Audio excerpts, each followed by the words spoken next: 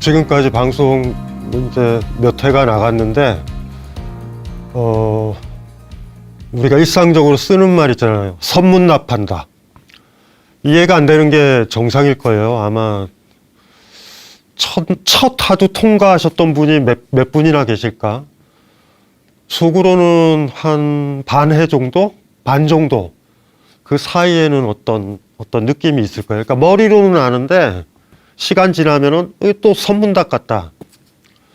처음에 제가 얘기했지만 이제 화두라든가 공안이라고 부르기도 하고 화두라고 부르기도 하는데, 이거 자체가 이게 중국이랑 우리나라 동아시아로 들어오면서 불교가 아주 라디칼하게 변한 거예요.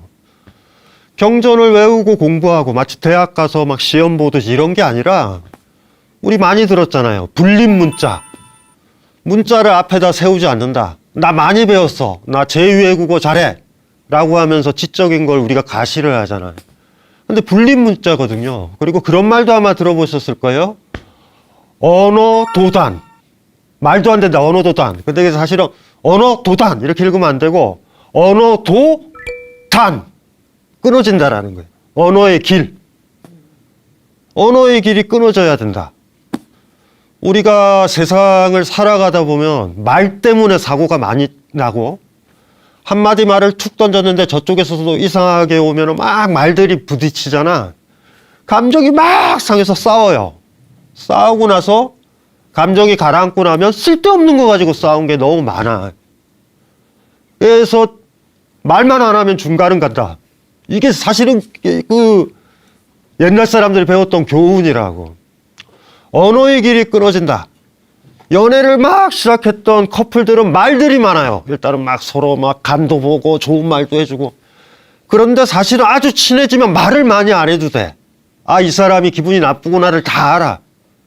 그러니까 우리가 추구하는 건 언어의 길이 끝난 거야.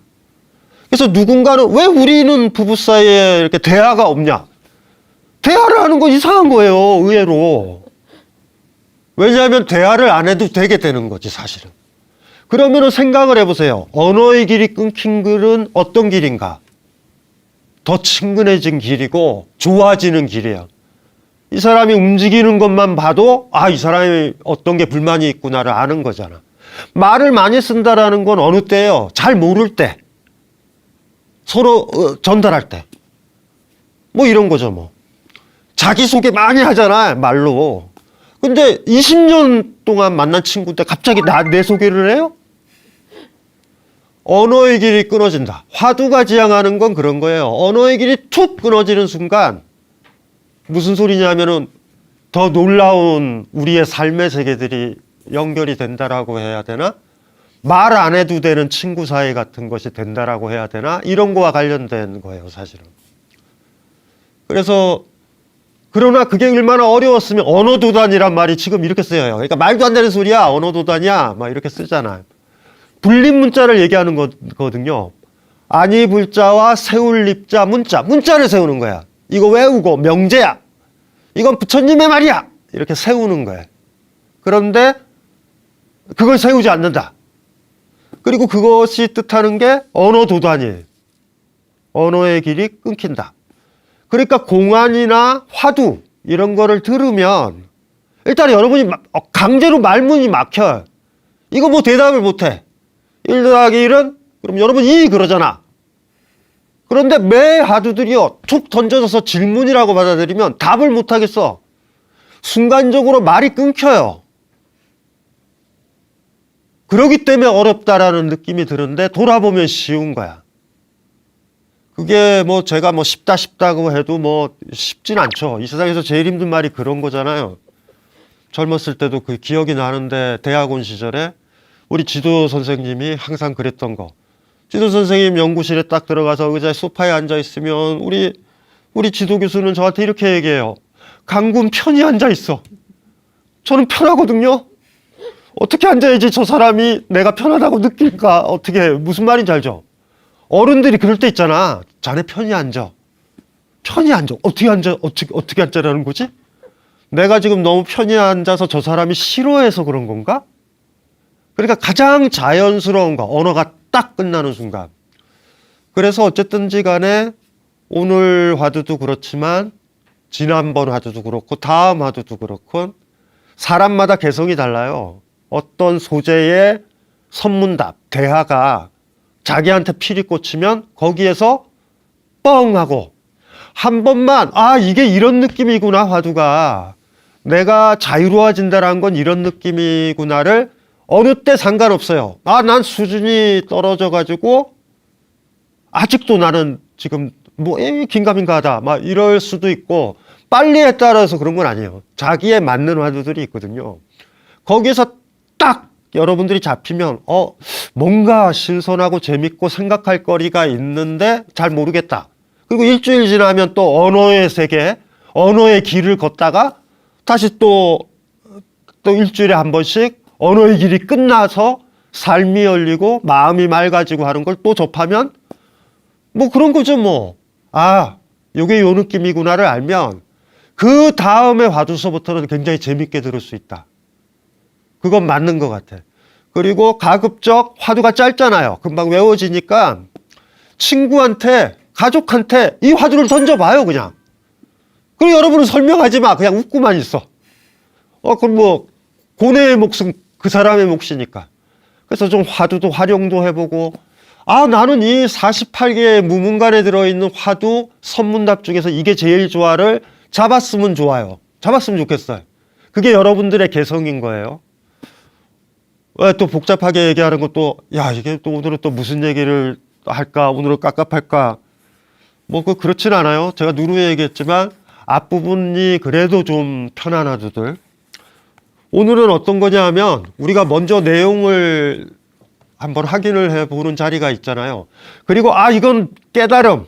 옛날에 선불교에서 깨달았다. 화두를 깨쳤다라는 분들은 뭘 깨쳤을까? 이런 식으로 접근해도 되고요. 종교가 굳이 없어도 돼요. 문학적인 말로 들어도 돼요. 이 말이 무슨 말일까가 처음에는 모순이고 역설인데 이해가 되면 여러분들이 이해가 되면 마음이 맑아지면 이해가 돼요. 그냥 쉽구나. 요거를 즐기시는 것도 사실은 어쩌면 포인트일 것 같아. 처음은 이거 어떻게 대답하지? 이랬는데 강연을 딱 듣고 나서 맞아. 이게 이해가 되네. 요런 거를 쌓아나가도 괜찮다라는 거. 먼저 한번 읽어 드릴게요. 파초주장이라고 이름이 붙여져 있는 44칙이요. 파초화상이 대중들에게 말했다. 너희에게 주장자가 있다면 너희에게 주장자를 주겠다. 너희에게 주장자가 없다면 너희에게서 주장자를 빼앗을 것이다. 주장자라고 아시나요? 이렇게 큰 스님들이 들고 있는 지팡이 같은 위에 막 이렇게 하고 이래 대나무 있죠.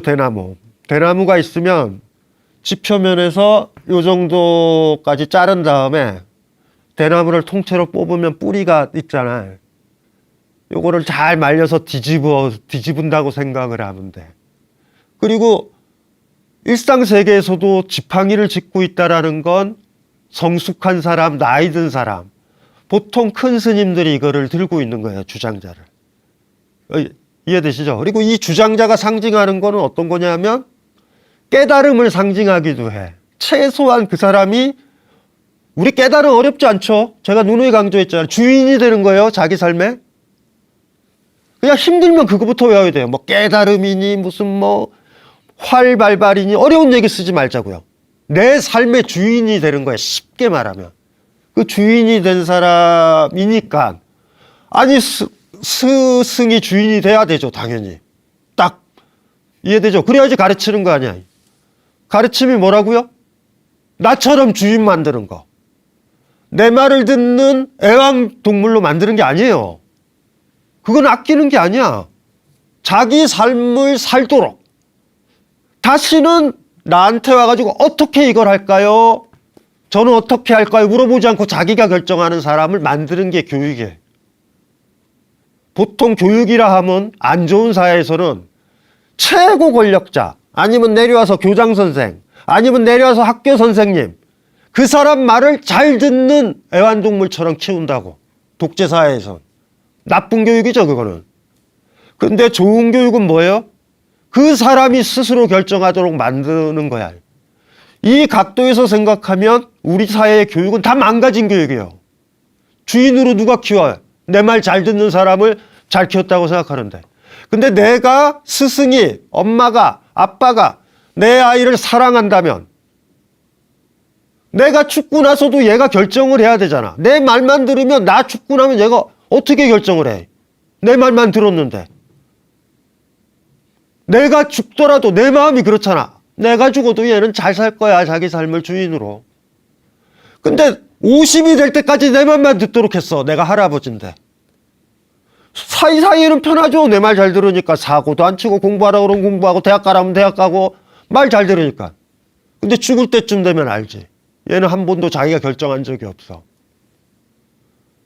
그래서 사찰에서 제가 얘기했잖아요. 스님들이 여러분이 내려갈 때 성불하라고 성주인, 주인되라고 하는 말이에요. 헷갈리면 항상 그거를 생각하면 돼. 그럼 거꾸로 얘기하면 왜 선문답이 선문답으로 들리고 이해가 안 되냐면 여러분이 주인이 되면 이해가 되고 순간적이나마 계속 저 사람이 뭔 뜻을 해서 정답이 뭐야? 라고 선생의 뜻을 헤아리게 되면 못 맞춰. 그렇게 내 뜻을 헤아리지 못하게 만든 게 선문답이라고 해도 돼요. 언어의 길은 끊겼어. 네가 해석해. 네가 정답을 얘기해. 스승인 나는 정답 없다. 네가 대답해. 그래서 그 주장자의 느낌은 그런 느낌이고 여기서 대중이라고 그랬지만 최소한 나도 부처가 돼야지. 그게 안 되더라도 부처님 말씀을 듣고 살아야지 라는 사람들이 모여 있는 거야. 그 사람들한테 설법을 하는 거예요. 놀라운 거. 요건 짧으니까 다시 한번 읽어보면 이제 주장자의 의미를 알겠죠. 파초화상이 대중들에게 말했다. 너희에게 주장자가 있다면 너희에게 주장자를 주겠다. 너희에게 주장자가 없다면 너희에게서 주장자를 빼앗을 것이다. 말도 안 되는 얘기를 하는 거예요. 너희에게 주장자가 있다면 너희에게 주장자를 주겠다. 이거부터 한번 생각을 해보세요. 이게 말이 되냐고. 주장자가 있잖아. 그런데 예를 들면 파초 스님이 주장자를 줬다고 합시다. 그걸 받는다라는 얘기는 주장자가 없다라는 얘기예요. 받으면 안 돼. 무슨 말인지 알죠? 일단은 그 사람 손에 주장자가 있잖아. 있으면 못 받잖아. 근데 파초 스님이 주장자를 줬는데 냉큼 잡으면 자기가 주장자가 없는 게 되는 거야. 그리고 또 하나가 두 번째가 뭐예요? 너희에게 주장자가 없다면 너희에게서 주장자를 빼앗을 것이다. 어떻게 빼앗어? 빼앗기면 어떻게 돼요? 주장자가 있었던 거잖아. 아주 쉬운 화두일 수도 있어요. 아주 어려운 화두일 수도 있어. 언어의 길이 끊기지 않아요? 우리는 이렇게 쓰지 않잖아. 너 추운데 파카가 없네? 파카 줄 거야. 파카를 잔뜩 입고 있는데 너희들이 따뜻한 파카를 입었으면 내가 파카를 입혀주겠다. 이해되시죠? 너희가 파카를 없으면 내가 그 파카를 빼앗겠다. 파초 스님이 빼앗는다라는 얘기는 무슨 소리예요? 그들은 파카가 없다고 생각하고 있었지만 파카를 입고 있었던 거잖아. 이거는 빼도 박도 못하는 거예요. 언어의 길이 끊기는 거야. 이게 이제 오늘 여러분들이 생각을 해봐야 되는 것 같아. 이게. 사실은 이 화두를 보면서 젊은 시절 그게 어떤 책에서 읽은 건데 그거랑 좀 비슷한 그 버전이다라는 느낌이 들었어요. 이 무문간 이 구절을 읽고서. 그게 뭐냐 하면 이게 아주 쉽죠. 이게 주장자야. 똑같은 주장이야. 이게 주장자야. 이게 주장자예요. 지금 제가 들고 있는 게. 이거를 여기 제자를 앞에 두고서 얘기를 하는 거야. 이것도 비슷한 형태의 화두니까 요걸로 설명을 하는 게 좀 빠를 것 같아. 이렇게 얘기했어요. 제가 스님이야. 여기에 제자가 있어. 이게 주장자예요. 제가 이렇게 얘기하는 거야. 이게 이 주장자가 있다고 해도 맞을 것이고 이게 없다고 해도 맞을 것이고 침묵해도 맞을 것이야. 제가 제자한테 그런 거예요. 이게 있다고 해도 너는 맞을 거고 없다고 해도 맞을 거고 침묵해도 맞을 거야. 그리고 제가 물어보는 거예요. 그 제자한테 이게 있느냐? 뭐라고 대답할래요? 여러분들 지금 말 못하죠? 그럼 이걸로 지금 개 맞듯이 맞고 있는 거야. 아니면 뭐 반야신경 흉내 내실래요? 색즉시공 공즉시색. 있는 게 없는 거고 없는 게 있는 거다. 네 대 맞아요. 무슨 말인지 알죠? 있다고 말했잖아. 있는 게 없는 거고 없는 게 있는 거고 네 대 맞는 거야. 침묵해도 맞아. 와, 사실 화두가 비슷하잖아. 있다 없다의 문제에서. 그래서 요 얘기부터 하려고 그런다고. 생각해 보셨어요? 저희가 안 때릴게 한번 생각을 해보세요. 이게 답이 뭐라고 그래야 되지? 이걸 뭐라고 그래야 되죠? 다시 한번 해볼게요. 이게 있다고 해도 맞을 거고 없다고 해도 맞을 거고 침묵해도 맞을 거야. 이게 있느냐?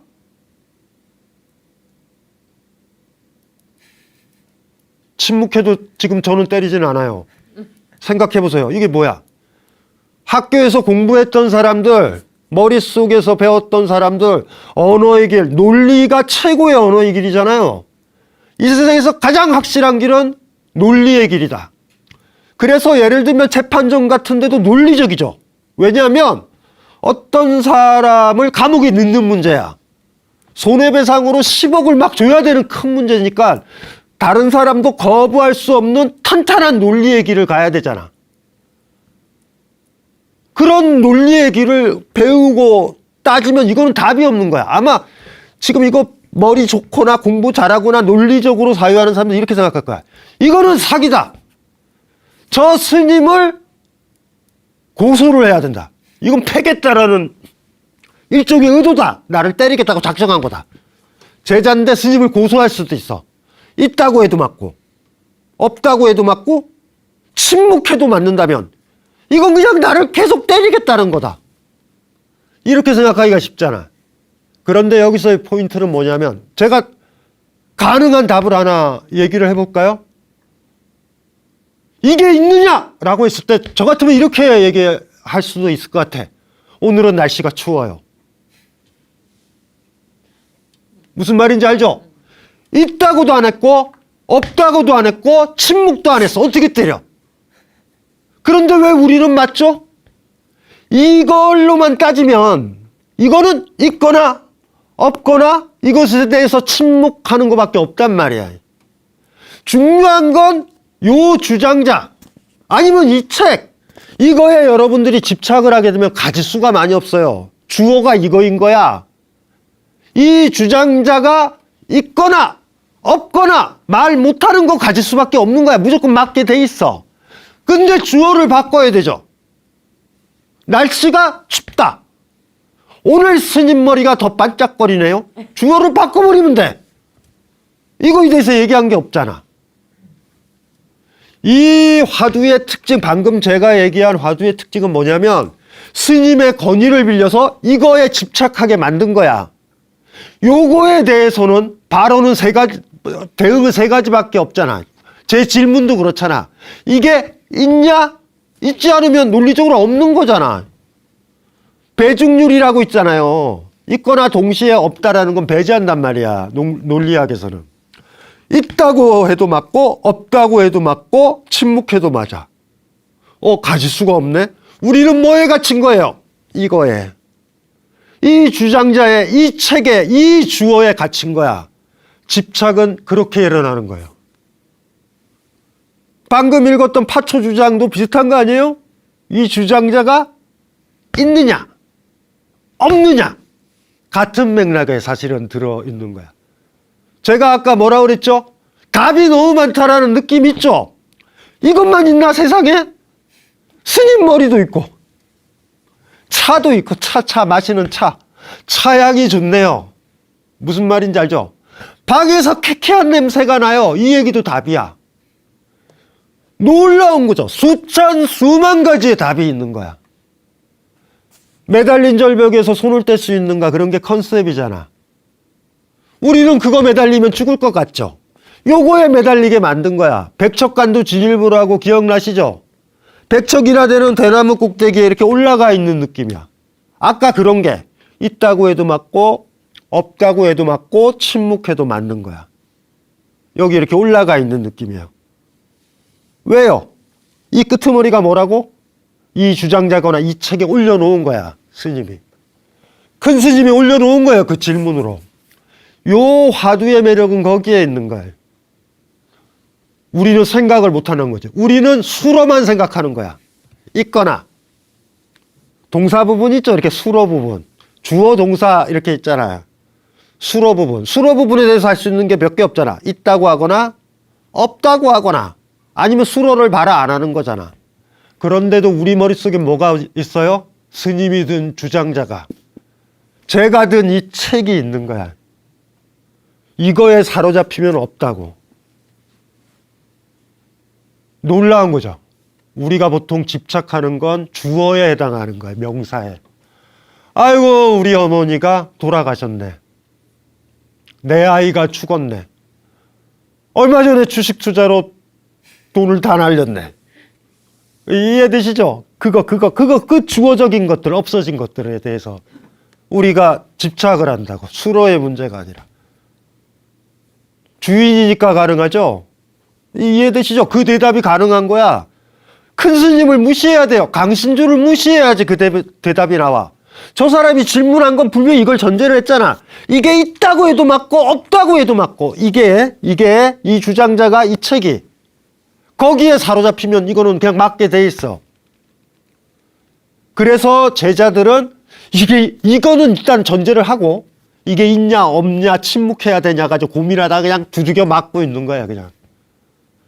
요게 아마 이 화두가 아직 우리가 파초주장 방금 읽었던 거랑 유사한 버전인데, 그래서 사실은 옛날에 무문관을 읽었을 때 요 얘기 듣고 요런 버전들의 화두나 선문답이 꽤 많구나. 근데 저는 그게 더 방금 제가 사례로 들었던 그 화두, 대학교 때 책 보다가 어느 책의 구절에 나와 있었던 소개됐던 화두예요. 그 책이 무슨 책인지 기억이 안 나서 그게 어디에서 실려있는 화두를 그 학자가 인용을 한 건지 확인 안 되는데 너무 인상적이었어. 자, 이제는 알아요. 이제는 편해. 여러분들 한번 대답을 해봐요. 그러면 이게 있다고 해도 맞을 거고 이게 없다고 해도 맞을 거예요. 이걸로 침묵해도 맞을 거야. 이게 있어요?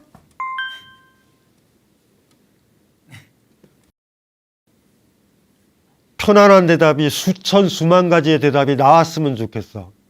방금 손녀가 기어갔어요. 앞에서 요 발언을 할 때 그 발언을 하는 사람, 오늘은 날씨가 좋네요. 이 진지한 대답을 통해서 그렇게 얘기한 사람은 어떤 사람일 것 같아? 스승한테 쫄지 않는 사람, 주인이 됐을 때 가능하다고. 그냥 앞에 있는 스님이 나이가 들어 보이니 존경해주는 척 했을 뿐이야. 내가 할아버지 스님이니까 돌봐준다 이런 생각을 가진 제자 정도 돼야 돼. 오늘 또 화두 가지고 또 장난치신다 이런 마음을 가진 제자여야지 깨달은 거야. 쫄아 있으면 안 되죠. 당당해야 되고 여유로워야 돼. 그걸 사실 확인해 보는 거죠. 그래서 막 여기에 온 집착을 하도록 백척간두에 세우려고 그러는데 제자가 안 서. 그 위에 올라서야, 대나무 위에 올라서야 한 걸음 걷게 되고 이러는데 안 올라가. 이게 있어도 맞을 거고 없어도 맞을 거고 침묵해도 맞을 거야. 스님 오늘 이마가 더 번쩍거려요. 이래버려 제자가. 어떡할 거야 그거. 못 때리죠. 있다고도 안 하고 없다고도 안 하고 침묵도 안 했으니까. 그런데 까먹지 말았으면 좋겠어요. 그런 대답을 할 수 있는 사람이 몇이나 될까? 스승 앞에서. 이해되시죠? 그래서 제가 주인 얘기를 하는 거야. 부처 어려운 얘기 아닙니다. 주인 얘기를 하는 거야. 그리고 상대방 말의 페이스에 빠지지도 않는 거야. 그리고 이런 거죠. 누군가 만났을 때, 저 사람이 이 문제를 냈어. 저 사람 머릿속에 있는 정답을 내가 맞춰야 돼. 왜 그 사람 머릿속에 들어가요? 왜 그 사람 마음을 읽으려고 그래? 어떤 사람 마음을 읽으려는 사람은 내가 그 사람보다 열등한 위치에 있는 거야. 사장 마음을 읽으려고 그러고, 권력자의 마음을 읽으려고 그러고, 부모님의 마음을 읽으려고 그러잖아. 잘 읽어가지고 그 사람의 마음에 거슬리지 않아야 내가 용돈도 타고 인사상의 불이익도 없을 테니까. 읽을 필요 없어요. 뭘로 읽어? 뭘로 읽어? 일단은 그게 어떤 의미인지를 이해를 해야 되는 것 같아. 사실은 파초주장보다 제가 들었던 비유가 더 좋지 않아요? 저는 이게 더 좋은 것 같아. 하지만 파초주장도 우리가 풀어야 되는 거니까 다시 한번 보세요. 파초화상이 대중들에게 말했다. 너희에게 주장자가 있다면 너희에게 주장자를 주겠다. 여기에 보면 똑같아요. 있다고 한다면 유자. 근데 있다고 하면 여기도 역설 또 나오잖아. 있다라는 거는 있는데 내가 준 주장자를 받으면 걔는 없다라는 걸 증명하는 거야. 그리고 너희에게 주장자가 없다면 내가 뺏겠대. 뺏기면 어떻게 돼요? 주장자를 가지고 있었던 거야. 깨달음이라는 것들은 그런 것들이에요, 사실은. 제가 처음에 얘기했었죠. 그 깨달음이라는 건 전등록 얘기 기억나죠? 내 몸뚱아리와 내 삶이, 아니면 내 몸이 남자고 어떤 사람은 여자로 태어나 여자의 몸이고 이러면 깨달음의 색깔은 다르다. 장작불의 색깔이 다르듯이. 내가 녹색불이 나면 약간 이제 뭐 마른, 아니면 다른 나무면 불 색깔이 다르잖아. 그런 것처럼. 예, 그때 얘기를 했잖아요. 그래서 어쨌든 요 화두도 아까처럼 접근을 해서 제가 만든 화두로 접근하면 들어가면 되는데, 여기서 중요한 거는 별게 아니라 어떤 느낌이에요? 여기 대중들 아니면 이 안에 스님들도 있고 그럴 거야 아마. 그럴 때 자기가 가지고 있다라고 있는 사람도 있죠. 나는 깨달음을 얻었어. 나 문간 통해서 화두 몇 개는 풀었어. 나 깨달음 얻었어. 이런 사람들이에요. 이런 사람. 가지고 있다라고 생각하는 사람들이야. 그쵸? 가지고 있다고 가시하는 사람들일 수도 있어. 그럴 때 파초 스님이 주장자를 주겠다라고 얘기를 하잖아. 근데 그걸 받는 순간 뭐예요? 지금까지 깨우쳐 주장자를 가지고 있는 것처럼 했지만 깨우치지 못한 사람이 되는 것이기도 해. 제가 강조를 계속하지만 선문답은 다채로운 관점에서 해석을 해주세요. 제자 입장들에서 보면 받으면, 파초 스님의 주장자를 받으면 지금까지 주장자를 자기가 가지고 있었어 라는 게 거짓말이 되잖아. 이해되시죠? 파초 스님 입장에서도 또 해석을 해도 돼. 너희들 가지고 있다고 했지? 오늘 진짜로 내가 깨달음을 너희들한테 전해줄 거거든? 이럴 때 가지고 있다라고 생색냈던 사람 얼마나 황당해. 아유, 없다고 그럴 거, 없다고 그럴 거. 왜 누구 만났을 때 밥 먹었다고, 밥 안 먹었는데 밥 먹었다고 그러면 이 사람이 밥 안 사주잖아. 아유, 모르는 척 할 걸, 모르는 척 할 걸, 아는 척하고 살았어. 요렇게 접근해도 되는 거예요. 요 두 가지 각도에서 들어가도 되는 것 같아. 어쨌든지 간에 여기에서도 이 파초 주장이라는 요 화두에서 얘기했던 것도 왔다 갔다 해야 되는데, 저는 두 번째 구절 있잖아요. 너희들이 안 가지고 있으면, 가지고 있지 않으면 내가 뺏겠다라는 그 두 번째 화두. 그것이 조금 힘들 수도 있어요. 그래, 그거를 좀 집중해서 한번 풀어볼게요. 이거는 뭐 다른 얘기이기도 해. 여러분들도 한번 생각을 좀 해보면 돼요. 많이. 요걸 한번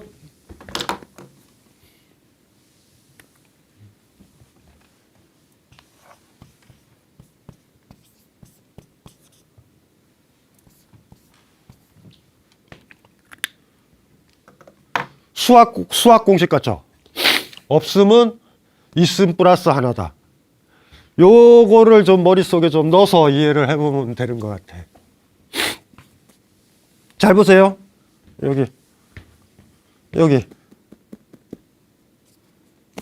여기 뭐가 있어요? 우리 책 있죠, 여기. 책이 있다라고 그런다고요? 있다. 여러분들 다 보세요. 여기 책 있어요.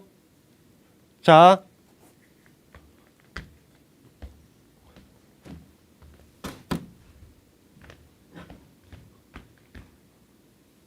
책 없죠? 책 없죠? 여기에 잘 보세요. 책이라는 책 있죠? 책.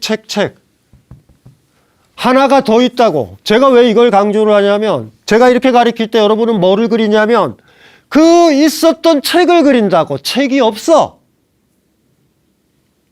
여기에서 아까 책이 있었던 게 없어졌잖아. 없어졌죠. 저쪽으로 갔으니까. 그러면 여러분들은 그걸 알고 있기 때문에 이렇게 가리키면 책이 없다라고 발언한다고. 근데 이거 한번 생각하자고요. 이 스튜디오에 처음으로 들어온 사람이 있었어요. 제가 이렇게 가리키면 뭐라고 그래요?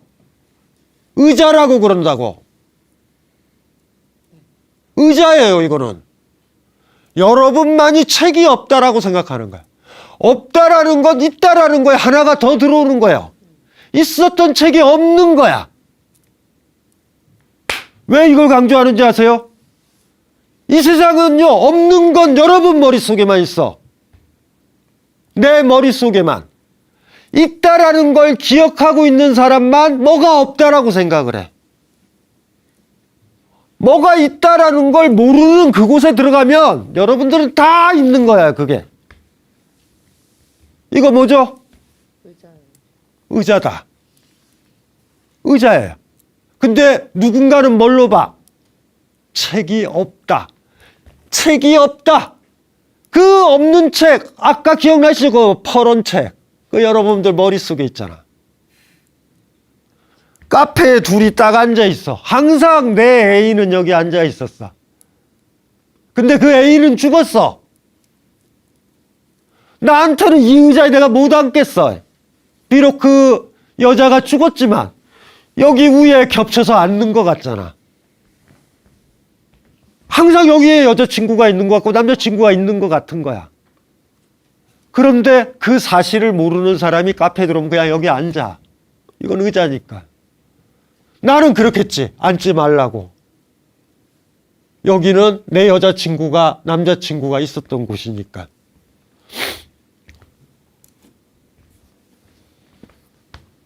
없다라는 거 이거를 잘 생각을 해보셔야 돼요.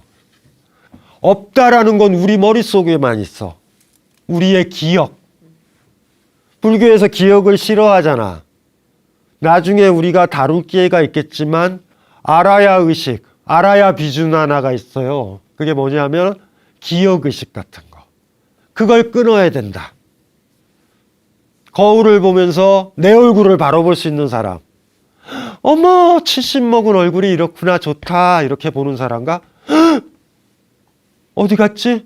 10년 전에 나는, 20대 때 나는. 답 없어요, 그러면은. 집착이라는 게 거기서 생겨. 그러면 그 다음 삶은 어떻게 돼? 성형수술 해야 되고, 오만 일들을 해야 된다고. 그러다가 뭘 뺄게요? 지금 내 나이, 내 피부, 이렇게 자연스럽게 변하는 모습을. 자기도 모르게 어느새인가 좋아. 플라스틱으로 만든 꽃을 원하고 있어. 꽃이 이렇게 조금 폈을 때도 예쁘고 더 폈을 때도 예쁘고 지려고 그럴 때도 예쁘고 아이고 질 때까지 모든 삶의 과정이 그 나름대로 다 예쁘구나. 그런데 막 방송들도 하죠. 막 병원에서도 어디에서도 얘기하잖아. 피부 탱탱한 게 이쁜 거다 뭐하다. 배에 살이 나왔어도 거울 보면서 아이 좋다 이래야 되거든. 날씬하면 어디로 갔을까? 그걸 CF나 돈 벌려는 사람들은 강조를 한단 말이에요, 자꾸. 그럼 집착으로 내 삶은 망가져. 그래서 20살의 모습에만 사로잡혀가지고 죽을 때까지 보내. 나 부끄러워해. 내가 부끄러우니까 바깥을 자주 나가겠어요? 못 나가지. 이게 있어도 맞을 거고 없어도 맞을 거야. 이것. 그 어떤 하나의 상태, 내 피부, 내 나이, 내 젊음, 내 돈, 뭐 그런 것들 있잖아. 그래서 사실은 이 비유가 중요한 거예요. 언제 죽은 아이로부터 자유롭죠? 언제 돌아가신 부모님으로부터 자유롭지? 엄마나 아빠가 살았던, 내 아이가 살았던 방을 자기도 모르게 열면서 다녀왔어요 하는 순간 거기 영정이 보일 수가 있잖아. 그거를 6개월 정도가 반복돼야 어느 날 빈 방으로 보이기 시작하는 거야. 엄마가 여기 앉았었는데 이렇게 보이면은 못 벗어난 거지. 시간이 지나면 사라져요. 그냥 뭐로 보이는 거야? 의자다. 요 간극이 좁아들면 좁아들수록 여러분들은 자유로워진 거지. 절벽에 매달려 있는 게 아니고 백척간두 되는 대나무 위에 이렇게 서 있는 게 아니게 되는 거예요. 너희에게 주장자가 없다면 내가 뺏겠다. 주장자가 없다라고 절망하는 사람들이 있다고. 무슨 말인지 이해되시죠? 주장자가 없다라는 것도 뭔가 비운 것 같고 이런 게 아니야. 여기서 이 문맥에서 이런 거죠. 나는 죽었다 깨어나도 주인이 못 돼. 절망하는 사람들. 주장자가 있다라고 생각하는 사람은 또 어떤 사람이야? 나 이미 깨우쳤어. 나 선불교나 뭐 그런 거 화두, 선문답 들으면 나 다 이해돼. 나 깨우쳤어. 근데 진짜 그게 또 깨우친 걸까? 그 두 가지 부류의 사람들한테 얘기했는데 진짜 심각한 거는 후반부인 거죠. 나는 부처가 못 돼. 나는 없어. 근데 파처 스님은 얘기하는 거잖아. 야, 이 세상에 태어나는 사람들 중에서 주인이 되지 못하는 사람이 어디가 있는가? 불교에서도 간혹 얘기하잖아요. 개에게도 불성이 있다라고도 막 얘기하고 막 그런 얘기들도 나오잖아. 부처가 될 수 있는 성질이 다 있다. 그건 뭐냐면 주인 될 수 있는 성질은 다 있다라고 얘기를 하잖아, 불교에서. 너는 죽었다 깨어나도 부처가 안 돼. 너는 그렇게 태어난 거야. 이게 불교가 진짜 싫어했던 카스트 제도잖아요. 브라흐만 계급에 태어난 사람만이 깨우침을 얻고 수두라나 너희들은 못 깨우친다. 불교가 인도에서 희망이었던 이유, 그리고 지금 시대에서도 희망이었던 이유는 생리적으로 너는 주인이 되는 게 불가능해 라고 얘기를 하지 않아요. 그렇기 때문에 인도 철학 내부에서도 이단인 거야. 남자는 부처가 되고 여자는 그거 되고 여자는 부처가 안 되고 이런 게 어딨어. 시타르타 초창기에도 여성이라는 게 부처가 되는 거랑 뭔 상관이 있냐라고 시타르타가 반문하는 게 초기 빨리 경전에 너무 많이 나온다고. 그러니까 너무 일찍 태어난 종교이기도 해요, 불교는. 종교라고 하기도 좀 뭐하지. 다 부처가 될 수 있다. 굉장히 중요한 거예요. 근데 어떤 사람이 야, 너도 주인이 될 수 있어 라고 얘기를 했는데 내가 안 돼요. 나 못 배웠어요. 그런데 알잖아요. 선불교는 배우는 게 필요 없다. 네가 경전을 아무리 많이 읽어도 부처가 되는데 별 도움은 안 된다. 언어의 길만 길어질 뿐이다. 화두 이거 얼마나 좋아. 글로 주나요? 시험 보나요? 교재가 있나요? 그냥 물어보는 건데. 대화하는 건데. 글자를 못 써도 말은 할 수 있잖아. 단어 하나하나가 어렵나요? 주장자라는 얘기. 너 있다고 생각하냐? 그럼 뺏을 거야? 줄 거야? 요 얘기밖에 없어. 이게 대승불교가 아니면 뭐야? 나는 몇 권의 경전을 읽었고 구사론을 읽었고 순정리론을 읽었고 그것까지 읽어야 사람의 75가지의 마음의 상태도 알고 나는 그거를 참선을 하고 그러면 이미 끝난 거죠. 그거는. 그러면 저기 농사 짓는 사람은 어떻게 깨우침을 얻어? 반일해야 되는데 그거하고 지쳐서 어떻게 책을 읽어? 그럼 귀족들만 공부해야 된단 말이야. 일 안 하는 사람들만. 불림 문자라고 딱 했고 언어의 길이 끊기는 길이다 얘기를 했고 문자를 안 세우고 이렇게 얘기를 한 거는 그냥 이런 거예요. 네가 못 배워도 백정이라도 너는 깨우칠 수 있다. 그러니까 그런 게 생겨. 내가 백정이 무슨 나같이 미천한 사람이 무슨 부처가 돼요. 그 후반부의 절망이 어쩌면 파초 스님이 더 아팠을지도 몰라. 그래서 뺏겠다라는 거야. 없다고? 뺏겠다. 뺏으면 어떻게 돼? 아이고야, 이제 주인이 안 되는 거야. 아, 내가 가지고 있었구나. 내가 주인 된다라는 거, 그것만 붙잡고 있었으면 되는데 방치했구나를 느낄 수 있잖아. 그래서 제가 아까 일어나서 이 의자를 가지고 비유를 든 거예요. 절망하면 안 돼요. 선불교에서는. 저 사람 무식하다 얘기하면 안 된다고. 유식하다 그러면 경전을 내세웠고 문자를 내세웠어. 말 잘하면 똑똑해 보이고요. 힘있고 말빨 쓰면 나를 이기는 것 같지. 그래도 우리는 대답은 못하지만 알 때 많죠. 저거 겉똑똑이다. 아, 진짜 말 많네. 진짜 대승불교의 한 움직임으로 간 거예요.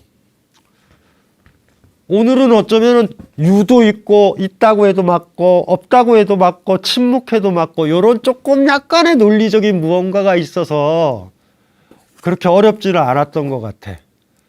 그래서 다시 한번 강조하면, 잘 보세요. 이게 있다고 해도 맞고, 없다고 해도 맞고, 침묵해도 맞아. 이게 있어요? 이거에서 벗어나서 수천 수만 가지 주어를 떠올리셨으면 좋겠어. 나비가 예뻐요. 막 그런 말들 많잖아. 바람이 불어요. 오늘 차 맛이 좋아요. 그런 느낌을 가지고서 이 파초 주장을 한번 읽어보면 어렵지 않을 것 같아요. 다시 한번 마지막으로 천천히 한번 음미를 해볼게요. 파초화상이 대중들에게 말했다. 너희에게 주장자가 있다면 너희에게 주장자를 주겠다. 너희에게 주장자가 없다면 너희에게서 주장자를 빼앗을 것이다.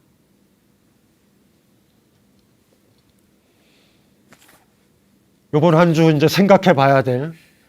그 재밌잖아. 그 친구들 불러가지고 이 화두를 던져봐요.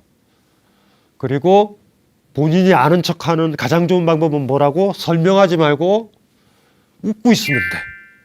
그리고 대답이 뭐야? 대답이 뭐야? 그러면 다음 주에 알려줄게.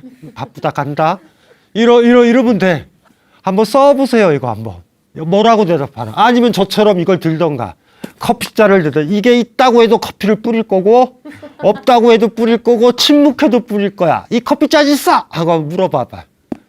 그럼 금방 걸려들어요. 이것이 커피를 뿌리려고 그러나 보다. 이런 반응도 들을 거야. 그래서 오늘은 조금 좀 편했을 수도 있고 어려울 수도 있고 뭐 모르겠어요. 하지만 몇몇 분들은 오늘 강연 들으시고 다음 주서부터는 재밌게 듣는 시간으로 보낼 수도 있고 처음에 얘기했던 것처럼 이게 이해는 순간적으로 됐는데 금방 또 까먹고 버리고 막 헷갈려지면 다음 주에 하는 관문을 또 통과하면 운 좋게 거기서 넘어갈 수 있을 것 같아요. 예, 오늘 여기까지 하겠습니다.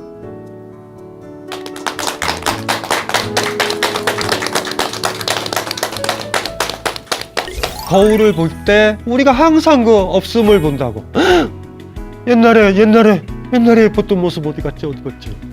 주인의 입장이 아니죠. 홀로 있을 때는 주인이잖아. 내 마음대로 해도 되죠.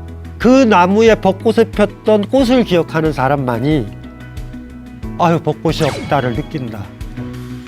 내 머릿속에서는 없어서 어떡해 하고 그 없는 거를 집착을 하고 있는 건 있지만 나 바깥의 세계는 있음으로 가득 차다. 오늘 우리가 해야 될 화두는 구지수지라고 요 화두에 관련된 거야. 이게 모든 걸 상징하는 거죠. 동자가 뭘 깨달았지? 여기서 뭐를 깨달았지?